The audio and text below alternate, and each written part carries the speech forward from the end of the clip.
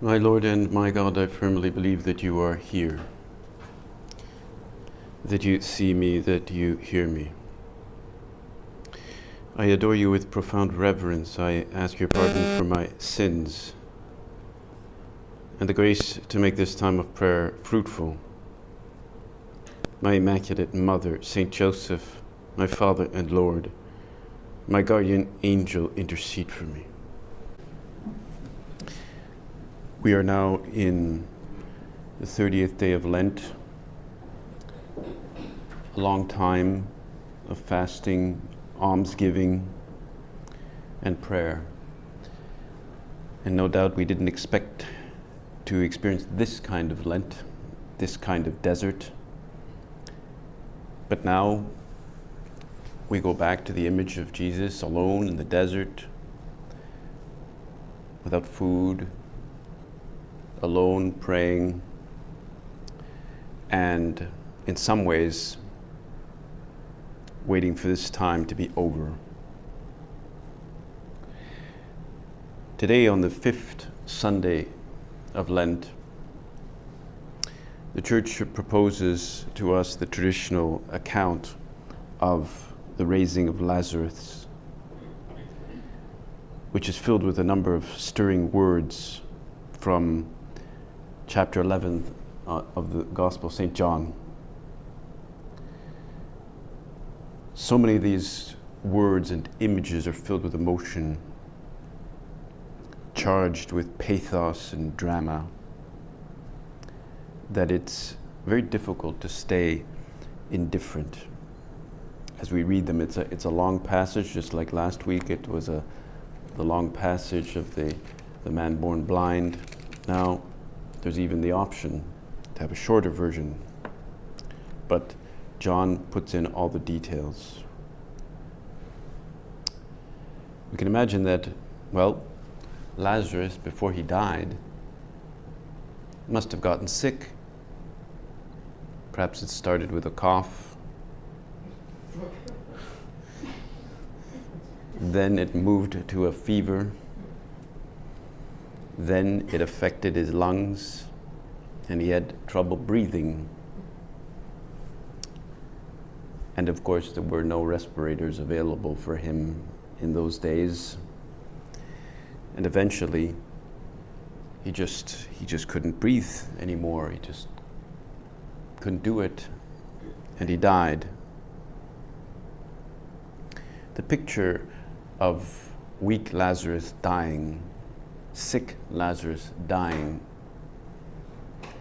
of course, is a reminder of us, for us rather, that our life is not ours, doesn't belong to us. We've been given it as a gift, and we are simply the administrators of this life. And our Father said at the beginning of the way, don't let your life be sterile. Forge a path. Leave something behind. Do something good with your life, he was saying. I'm paraphrasing, of course, I don't have it in front of me, but reiterating this thing that this life of ours is not ours. And this time of confinement, this time of waiting, you could say, of uncertainty, is a time to make this life of ours all the more valuable, because we are all going to have to render an account. And that's why when we hear this story of the raising of Lazarus, we can't remain indifferent. Anybody who remains indifferent to these moving scenes with Martha and Mary, and the very fact that our Lord himself wept, that shortest phrase in the gospel, Jesus wept, has to touch us too. Anybody who doesn't get moved by this account must have a very thick skin or a stultified mind.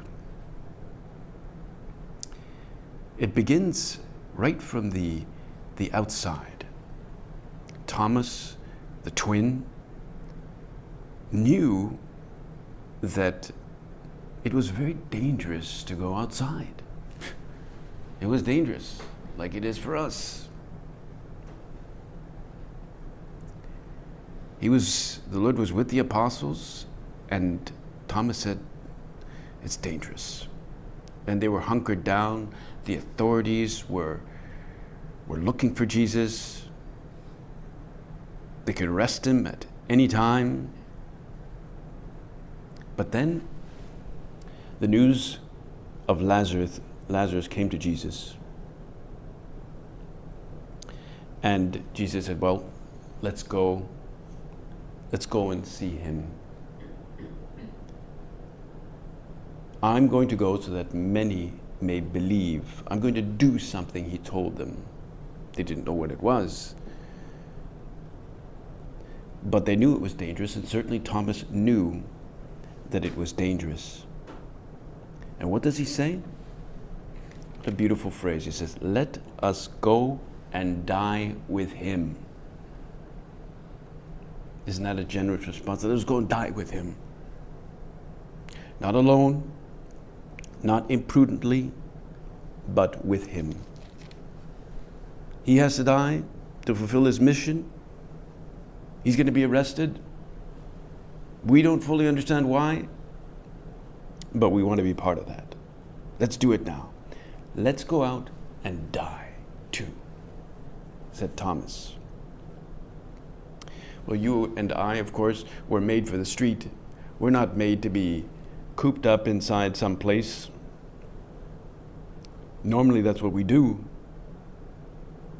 Normally, you go to the supermarket, you go to the street, you go out with your friends, you go out to work. But we can't do that now. And perhaps we want to be like Thomas and be ready to go out and die with him. But don't go out to die with him right now. Please. So nevertheless, they did go with Jesus. They accompanied him. And I'm assuming it took something like 4 days to arrive there, or at least several days, because Lazarus had already been dead for 4 days. That means it was a relatively long trip, and in those 4 days, well, the body begins to rot. The body begins to smell. The body begins to putrefy. And even at one point, you no longer recognize the person. I have never seen this in my life, but I have known people who have come to their loved ones unaware that they'd been dead for several days in their apartment or in their home, and they've had to discover them. It's a very, very traumatizing experience, you can imagine. Well, we too, you and me, we will decay at one point. Even if we're surrounded by love and we're surrounded by good, loving people and friends, at one point they'll put us away and we will decay. That decay of the body, of course, we know it as normal, but it is ultimately the result of original sin. We decay, we turn to dust. From dust we came, and to dust we shall return. But before going to that dust doesn't sound very, very dirty or very, very gross, but decaying does. But of course we know our soul will still be alive, and our soul will wait eagerly for that body to come back, to be reunited. It will be a beautiful reunion when the soul and body reunite. When you go to your high school reunion after 25 years, or however many years, well, people smile politely and they say, "Oh, so you're doing this? Oh, you're doing that? Oh, lovely." It's a nice reunion, but you always go back to the good old days. It's not it's not necessarily a joyful reunion in that same way. It's a quaint account, and certainly happy, I'm sure, but not like the soul and the body uniting. Because the body won't be putrefied, it won't be stinking and old. It will be glorified and beautiful and shining, no virus, no danger to touch it at all. Well, maybe with this virus, we're all going to start developing new habits of not shaking hands, and we're going to develop kind of standoffish habits. They call it the elbow shake or something like that. I don't know. But everybody will understand why. The elbow touch. No more kissing like in the Latino countries. But when the soul and body unites, it's going to be an embrace like none other. Forget about any virus, no problem there. And then, of course, in the account that we read today, there's a beautiful discussion between Jesus and Martha. Martha seems to show a lot of faith in Jesus. She even seems to show faith in his resurrection and in the resurrection of the dead. There were a few Jews at that time that believed in that. Not all the Jews. It wasn't a universally held belief yet, but there was a small remnant that was beginning to believe in the resurrection. They had read Ezekiel and they had read other passages, and they had said, yes, God is going to raise our body. And as she's talking, as Martha is talking with Jesus, suddenly she thinks of her sister Mary, the one who had perfumed Jesus' feet with that ointment. She thinks of Mary, and she thinks, well, wouldn't it be good if she was here? Wouldn't it be good? And we are told this. She had a discussion with Jesus about the resurrection, and then when she had said this, she went and called her sister Mary secretly, saying, the teacher is here and is asking for you. Dominus Adest et Vocat Te. Dominus Adest et Vocat Te. These words in Latin, the teacher is here and he's asking for you, he's calling you. Those words were written on the altar in the center that I lived in Quebec City in the 1980s. And I have to say, I used to go into that young, and it said Dominus Adest et Vocat Te, whatever that means, who knows, you know. At that time I didn't really know Latin too much, except there were shimmering golden letters on the front of the altar. And well, they were there, and I would sometimes, often do my prayer there. But when Don Alvaro came to Quebec in 1988, I think it was, he did his prayer there. And he sat in the oratory in front of that altar, looking at the tabernacle, but in this case he looked particularly at the altar. And there he read those words, Dominus Adest et Vocat Te. And later on, in a get-together with many hundreds of people in the University of Laval, he spoke about those words and how they had moved him, that the Lord is here and he is calling you, and he applied that to the people there as well, asking them to think that the Lord is calling them out of indifference, out of passivity. He's calling you. And it was a striking reflection on those very short words of Martha to Mary, her sister. Dominus Adest. That's the first part. Dominus Adest. The Lord is here. And of course, what a privilege we have to know that He is here with us. He is here in our oratory, and many people know that He is here and do not have access to Him. They're far away. The churches are closed now. But nevertheless, they know the Lord is here. But many of us sometimes forget the second part. Et Vocat Te. And He calls us. He calls you. In fact, indeed, He's calling you and me right now. But He's calling you. But what is He asking? What does He want? Donato had this ability to know from short phrases like that the deeper meaning. He was able to do his thanksgiving out loud. He would celebrate Mass someplace with people around, a good number of people, and then they would set up a kneeler, he would kneel, and then just like on his own, he would start doing his thanksgiving out loud.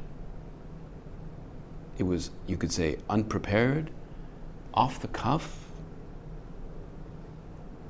but people were taking note. Because clearly his interior life was coming out. He had just received our Lord in the Blessed Sacrament in Mass. Thank God we recorded those words. His thanksgiving was always articulate, it was pious, it was hopeful, it was full of peace, very serene, as he was known to be, serene. And indeed, many things that he saw around him, he would comment, like those words on that altar, or the very license plate of Ontario when he arrived. Ontario, yours to discover. Yours to discover. But imagine Mary.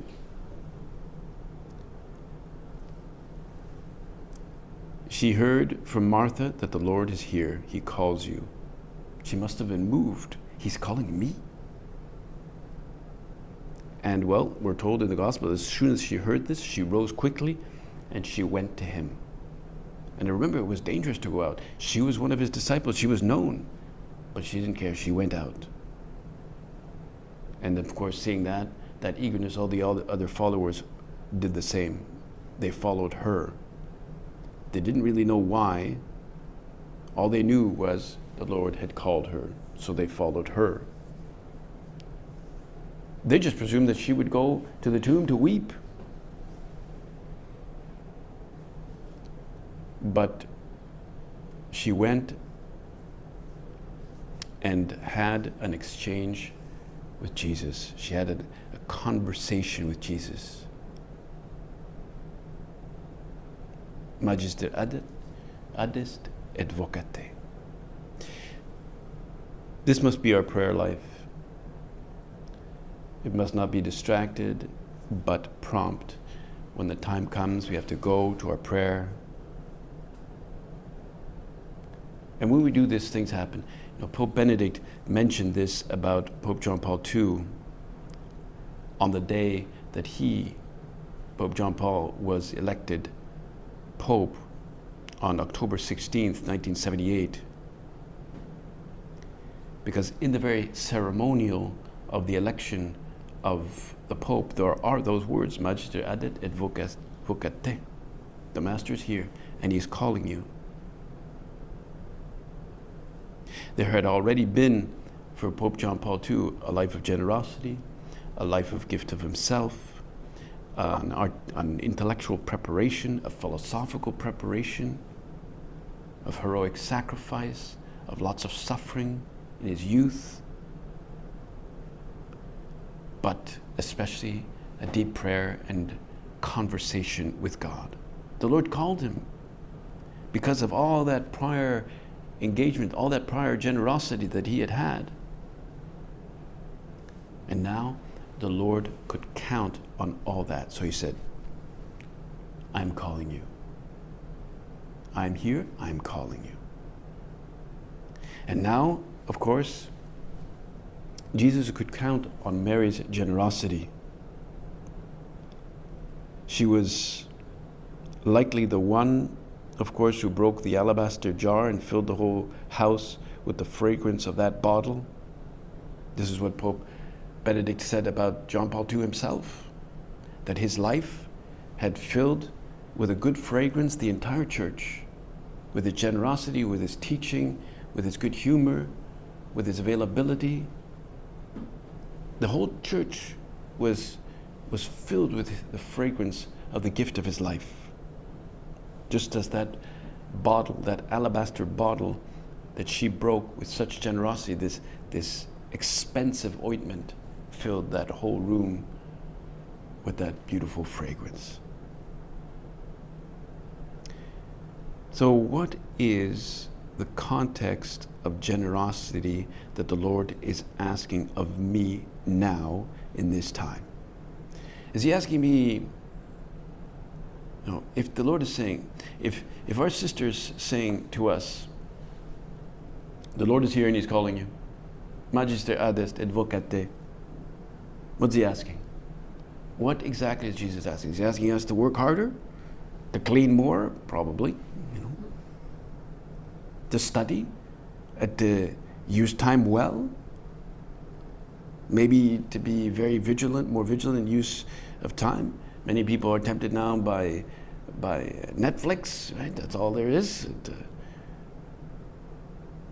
But maybe for us it's a time to be really effective in the apostolate, more giving of ourselves in fraternity, in spiritual direction. When we talk to others, we need to develop like a good ground, like a good, they call it the humus, the ground. Think of that account of that book on Dr. Ernesto Cofino. He was a supernumerary from Guatemala from the 1950s. He became a pioneer in pediatric research, and he taught in the university there. And in the biography by Jose Miguel Cejas, the author quotes the doctor on how he felt treated when he first came to the work. How, you could say, spiritual direction helped him. He said, with loving hands, my directors were carving the shapeless stone that I was, with only one advantage. I like being carved.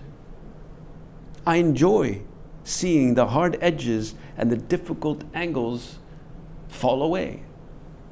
Actually, I did not even realize the figure that was emerging, but I had faith in the sculptor. Would that this could be said of each one of us. Both that we have faith in the sculptor as the thing being sculpted, and as sculptors ourselves, that we be good sculptors in this time.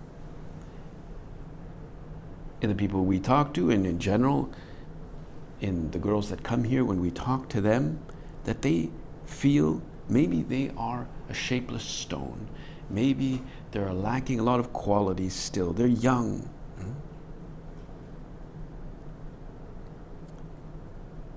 Because for any spiritual direction to bear fruit, we could ask, what is the humus, the ground on which this takes place? I would say the ground, the humus, the ground is affection, friendship, all that drenched and soaked and filled with supernatural sense. Affection and friendship bathed with supernatural vision, with maybe you could say a supernatural logic. That's what will help the girls that come here. That's what will help your sisters. Affection. Why affection? Affection is part of charity. It's part of the way we live charity. Our founder spoke about cariño, and charity. They sound similar. Cariño, charity, cariño, caridad. But they're different. I mean, they're part of the same network, of course, but affection is part of charity. Maybe you could say it's a principal part of charity. Maybe you could say it's 85% of charity is affection, if not more. Affection is not 0.5% of charity, or not even 10% of charity. It's much more. If it is a ground from which we can actually help others in spiritual direction, in coaching them, in listening to them, in fraternity as well, in get-togethers, and for that matter, in the way you work together, there has to be that affection. What is the result? What is the result? This is what St. Josemaria said in 1936. When there is charity, which is human affection and supernatural affection, it is very easy to know and to attend to the spiritual and material needs of those who live with us. When there is affection. Of course, if there's no affection, nothing happens. Things just die. So as the Lord got progressively moved by the situation with Lazarus, as he saw the people weeping, he began to get moved. He thought about the life of Lazarus. Why did he get moved? Why did he weep? After all, he had the power to raise him up. He knew he was going to raise him up, but why did he get sad? Well, we could say he was sad because of sin, and death is caused by sin. But one reason is simply that he had a deep compassion for those who were suffering, those who didn't know that he was going to rise again, for his very sisters. He felt sorry for them because he had affection for them. He cared about them. It's not that he didn't care about Lazarus. He cared about Lazarus, but he knew he was going to, in a few minutes, he's going to be out of that tomb. He'll be okay. And it's true, he delayed his coming, and he did not heal him from a distance, which he could have done, but he wanted them all to see. And plus he had affection for Lazarus, and Lazarus was now dead, and this affected him humanly. There's nothing wrong with weeping. There's nothing wrong with being moved by a movie and weeping in a movie. That's okay. Although it's all fake. I mean, a movie is fake. I mean, it's fake. It's not better to be moved by those around us. That's why when in spiritual direction, it's all wrapped up and meshed together in fraternity, affection, friendship in Christ. When that happens, the person really feels understood. She feels welcomed. The girls that come here, when they do come back anyway, they have to really feel loved. They have to feel that affection. That's key.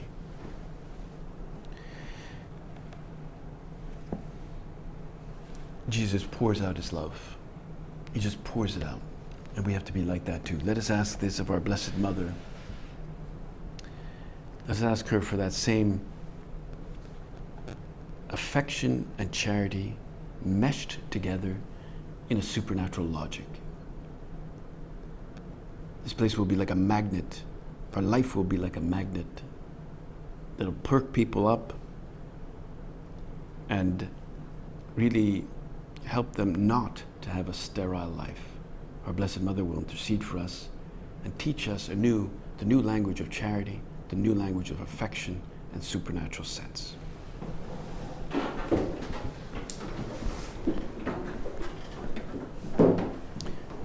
I thank you, my God, for the good resolutions, affections, and inspirations you've communicated to me in this meditation. I ask your help to put them into effect. My Immaculate Mother, Saint Joseph, my Father and Lord, my guardian angel, intercede for me.